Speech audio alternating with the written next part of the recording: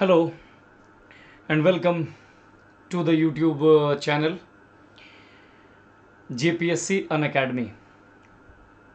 मैं रोहित तिवारी आप सबका JPSC कैटेगरी के अनअकैडमी के इस YouTube चैनल में बहुत बहुत स्वागत करता हूं।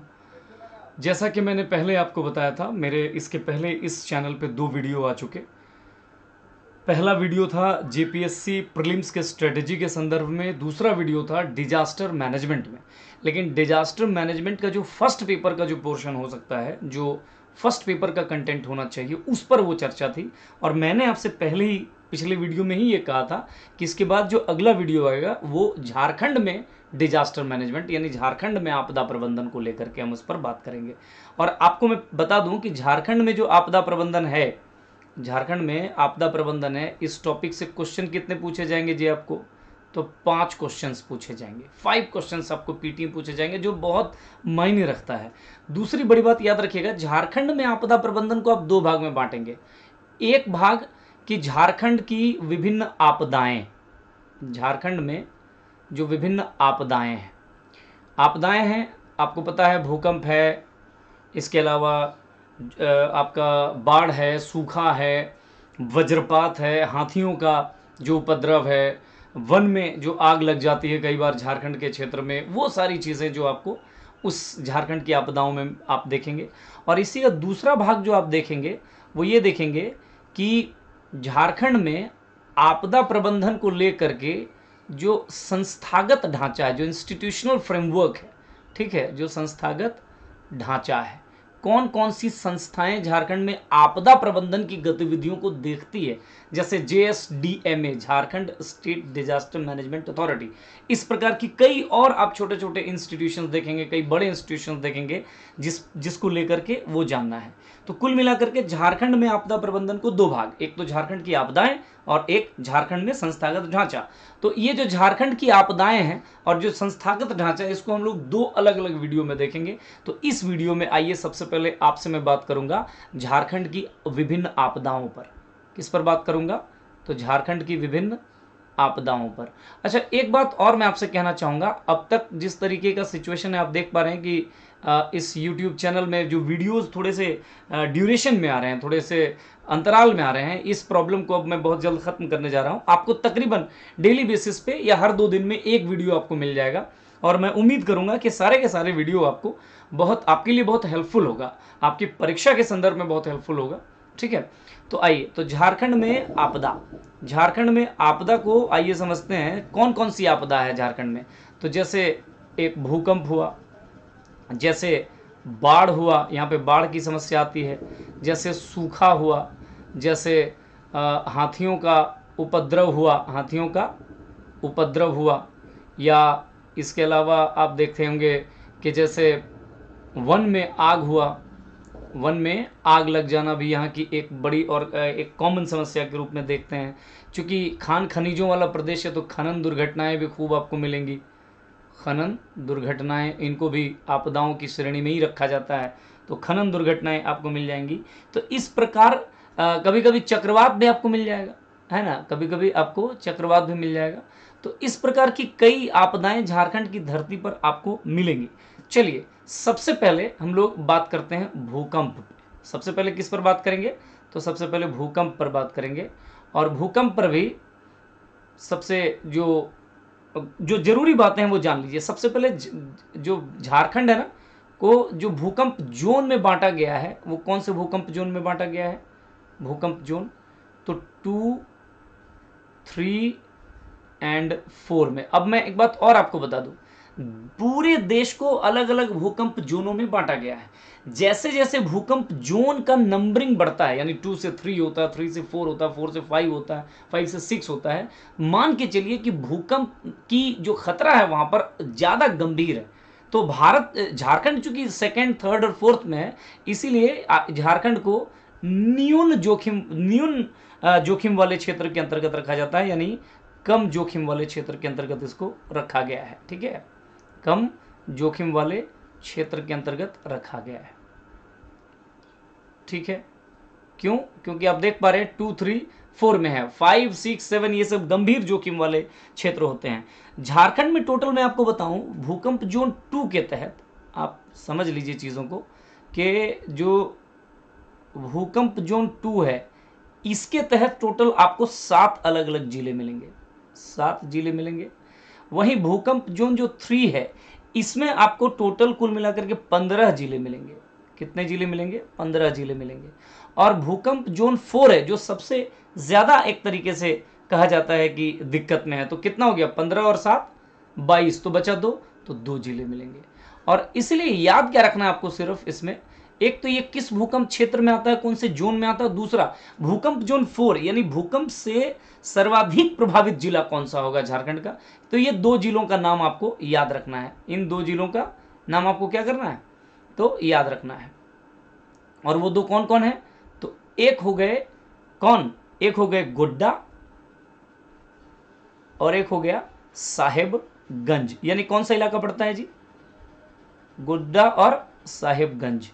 तो गोड्डा और साहिबगंज यानी कौन सा इलाका पड़ता है कि अगर ये झारखंड का मैप है, मान लीजिए एकदम एग्जैक्ट मैं क्लेम नहीं कर रहा हूँ कि झारखंड का मैप को मैं बना दे रहा हूँ, लेकिन अगर मान लीजिए ये झारखंड का मैप है तो ये जो इलाका है आपका गोड्डा साहिबगंज का क्षेत्र पड़ता है, ये भूकंप से सर्वाधिक प्रभावित क्षेत्र है, सर्वाधिक प्रभावित क्षेत्र है। ठीक है, सर्वाधिक प्रभावित क्षेत्र, तो याद रखिएगा आप, सर्वाधिक प्रभावित क्षेत्र इसी को कहते हैं भूकंप से। ठीक है, इसके बाद हम और आगे बढ़ें, अगर और आगे बढ़े तो भूकंप के जो आप ये देख रहे हैं कि सबसे कम प्रभावित क्षेत्र में से कौन आते हैं, तो कौन से वो 7 जिले कौन कौन से हैं, तो सबसे कम प्रभावित क्षेत्र अगर बोलेंगे तो रांची, लोहरदगा, खूंटी, रामगढ़ ये वाला इलाका होता है। रांची, लोहरदगा, खूंटी, रामगढ़ ये सब जो क्षेत्र है, ये जो रांची, लोहरदगा, खूंटी, रामगढ़ ये सब जो इलाका है आपको, यानी तकरीबन मान के चलिए ये वाला जो इलाका है लगभग ये इसको सबसे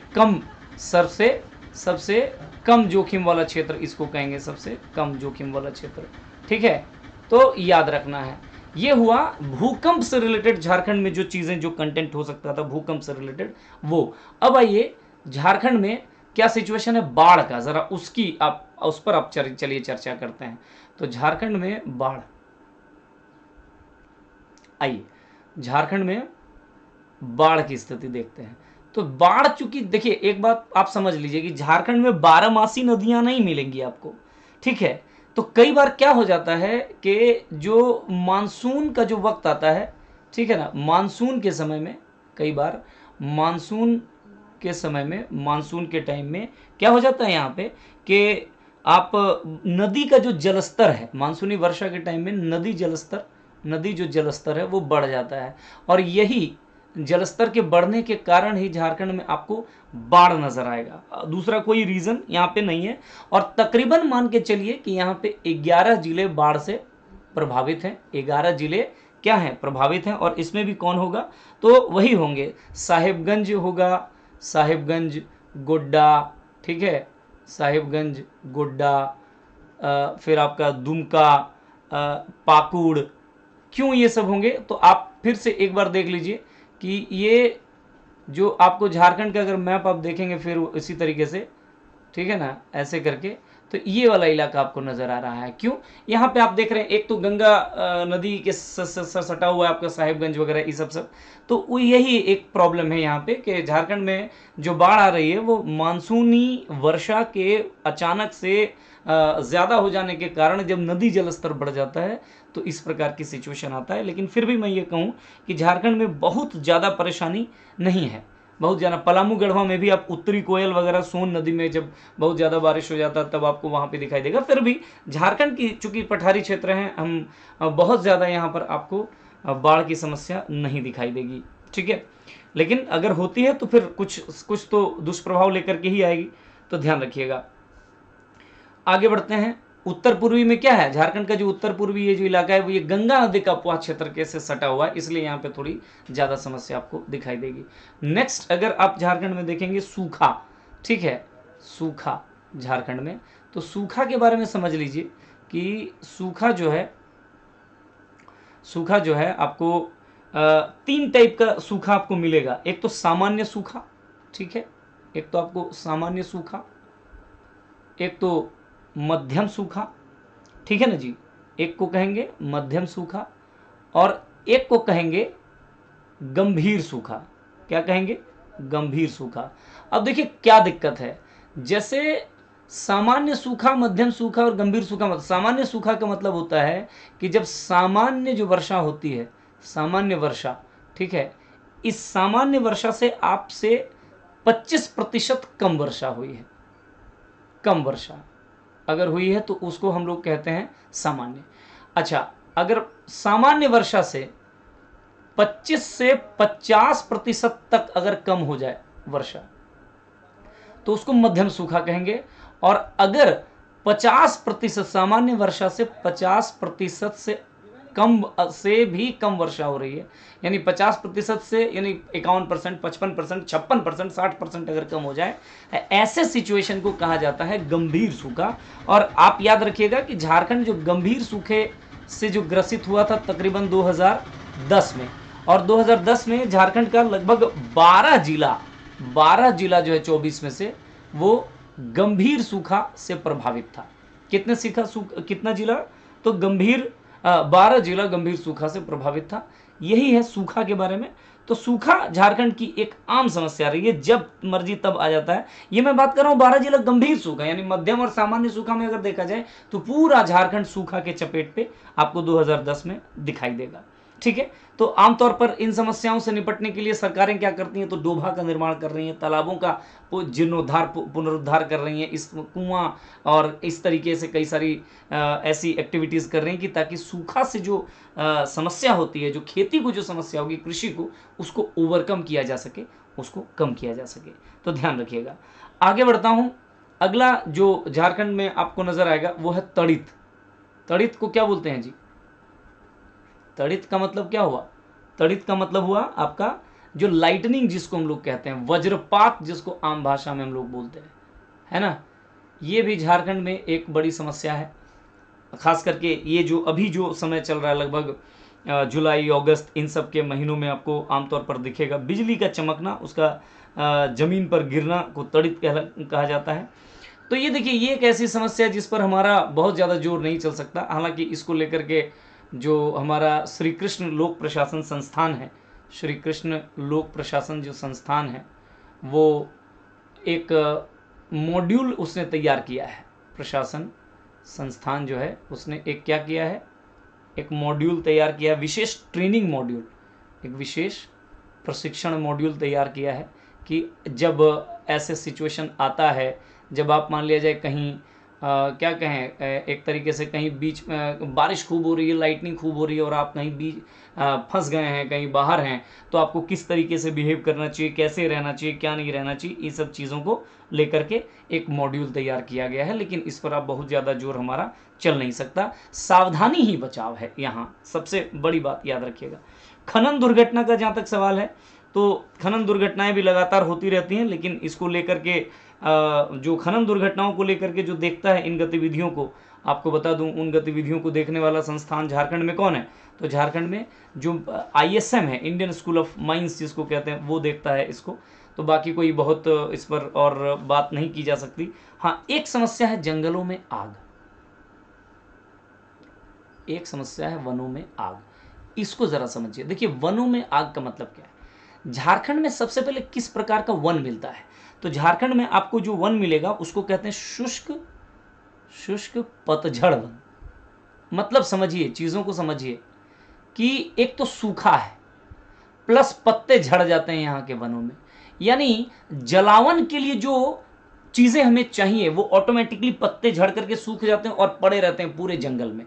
अब ऐसे कंडीशन में देखिए, कुछ लोग क्या करते हैं कि वनों, मतलब जैसे महुआ वगैरह उसको चुनना है, तो महुआ चुनना वगैरह इन सब कामों के लिए वो भोर 3 बजे उठ करके जाते हैं चुनने के लिए। अब 3 बजे जब उठ के जाएंगे तो वो क्या करेंगे, वहाँ पे कुछ लकड़ी वगैरह, ठंड के दिनों में होता है, लकड़ी वगैरह जला देंगे, लकड़ी वगैरह, और लकड़ी जो जला देंगे जिससे लाइट भी आएगी, थोड़ी ठंड भी कम होगी, और वो अपने महुआ को चुन भी लेंगे ताकि जंगली जानवर वगैरह का जो डर भी वो कम लगेगा। लेकिन इसका क्या होगा कि ये जो आग है ना, ये जो आग है, तो चूंकि शुष्क पतझड़ वन है तो पत्ते तो झड़े हुए हैं, सूखे हैं, तो ऐसे कंडीशन में क्या है, ये आग पूरा जंगल को ये इसकी लपेटें चल जाती हैं, पूरे वन में इसकी लपेटें आपको नजर आ जाएंगी। तो एक बहुत बड़ा रीजन है क्योंकि झारखंड में शुष्क पतझड़ वन पाया जाता है, इसलिए यहां पर आराम से वनों में जो लगने वाली आग है वो बहुत जल्दी फैल जाती है चारों ओर। समझ में आई मेरी बात? तो ध्यान रखिएगा इन बातों का। कई बार पर्यटक लोग गलती कर देते हैं। मान लीजिए कोई पर्यटक आया और पर्यटकों ने सिगरेट पी रहे हैं, माचिस की तीली वगैरह जला करके फेंक देते हैं, इससे भी चीज़ें भड़क। चूंकि मैंने क्या कहा आपको, ये वो वन है जहां पर वन मतलब आग लगने की जो चीज़ें हैं, सूखे पत्ते, लकड़ियां, ये आपको खूब मिलेंगी क्योंकि शुष्क पतझड़ वन का क्षेत्र ही है ये। तो इसलिए इस प्रकार की समस्याएं यहां पर कई बार आप देख सकते हैं। एक बड़ी समस्या झारखंड में है हाथियों का आक्रमण, हाथियों का उपद्रव। और हाथियों का उपद्रव के पीछे भी कारण क्या है सो समझिए। इसके पीछे जो कारण है, सबसे पहले जब हाथियों के प्राकृतिक आवास जो है, प्राकृतिक आवास जो इनका था, उन पर मानवीय हस्तक्षेप, ये एक बड़ी समस्या। अभी मैं बताऊं आपको कि आजकल एक बड़ी समस्या इधर धनबाद बोकारो के क्षेत्र में आपको मिल जाएगा, बंदरों की समस्या। वजह क्या हुआ कि एक्सेसिव इंडस्ट्रियलाइजेशन के कारण, जो मतलब अत्यधिक औद्योगिकरण के कारण क्या हुआ है, जंगलों को भारी मात्रा में काटा गया और इससे जो बंदरों का या और भी कई जीव जंतु हैं जैसे हाथियों का प्राकृतिक आवास खत्म होने लगे। नतीजा ये हाथी क्या करने लगे, ये बंदर क्या करने, रिहायशी इलाकों में आकर के रहने लगे और वहां पे समस्या क्रिएट करने लगे। तो ये एक बड़ी समस्या है। दूसरी बड़ी समस्या आपको नजर आएगी कि ये जो हाथी जो होते हैं, ये जैसे आप महुआ वगैरह का जो सुगंधित फूल है, महुआ फूल वगैरह, इन चीज़ों से आकर्षित होते हैं और कई बार इन चीज़ों से आकर्षित होते होते भी ये रिहायशी इलाके में आ जाते हैं और अगर एक बार आ गए तो समझ लीजिए कि फिर चारों तरफ अस्त व्यस्त करके रख देंगे, क्योंकि हाथी है ना। समझ में आ रही है ना मेरी बात? तो इस प्रकार की समस्याएं आपको खूब मिलेंगी। और हाथियों के आक्रमण की समस्या सर्वाधिक आपको कहाँ मिलेगा, तो खूंटी में मिलेगा। ठीक है, इसके अलावा आपको ये समस्या सिमडेगा गुमला में मिलेगा, सिमडेगा फिर गुमला, इन क्षेत्रों में आपको ये सारी समस्या ज़्यादा मिलेगी। हाथी, सिमडेगा, गुमला, लातेहार, पलामू, चतरा, यहाँ पे लातेहार, पलामू, चतरा, ठीक है, इन क्षेत्रों में आपको खूब मिलेगा। तो कारण से आपसे प्रश्न बन सकता है कि क्या कारण है झारखंड में हाथियों का उपद्रव का। तो क्या कारण है, तो दो महत्वपूर्ण कारण, एक तो इनके प्राकृतिक आवास पर मानवीय जो हस्तक्षेप हुए हैं वो, और दूसरा ये महुआ फूल से आकर्षित होते हैं तो उसके वजह से भी पहुंच जाते हैं कहाँ पे, तो रिहायशी इलाके में ये चले जाते हैं। ठीक है, तो कुल मिलाकर के ये सब वो बातें कुछ हुई जो आपको जानना चाहिए। इसके अलावे एक बात मैं आपको और बोल दूं कि जैसे क्या है कि झारखंड में अलग अलग संस्थानों को ये जिम्मेदारी दी गई है कि अलग अलग प्रकार के आपदाओं को के केस को वो देखेंगे। जैसे मान लिया जाए, एक तरफ मैं आपदा एक टेबल बना देता हूँ और एक तरफ संस्थान, मतलब कौन सी संस्थान किस आपदा से संबंधित समस्याओं को हैंडल करेगा या उसको मैनेज करेगा। तो जैसे सूखा है, तो सूखा को लेकर के बिरसा कृषि विश्वविद्यालय जो है, बिरसा कृषि विश्वविद्यालय जो है रांची, ये सूखा की समस्या को लेकर के रिसर्च वगैरह जो है, अनुसंधान वगैरह जो है, कुछ नए गाइडलाइंस वगैरह ये जारी करता है। खनन आपदा जो है, तो जाहिर है खनन आपदा में कौन आपको नजर आएगा, तो ISM धनबाद। ठीक है, ISM धनबाद। इसके अलावा आपको भूकंप की बात करेंगे, भूकंप जैसे संबंधित दिक्कत में समस्या में आपको BIT मेसरा को ठीक है, मेसरा को इसमें बनाया गया है कि आप इससे भूकंप से रिलेटेड चीज़ों को देखेंगे। बाढ़ हुआ, सूखा हुआ और जंगल में आग। ठीक है, बाढ़, सूखा और वनों में आग, इसके बारे में इसको कौन देखता है, तो इसको देखता है एक JSAC है रांची में। ठीक है, ये देखेगा।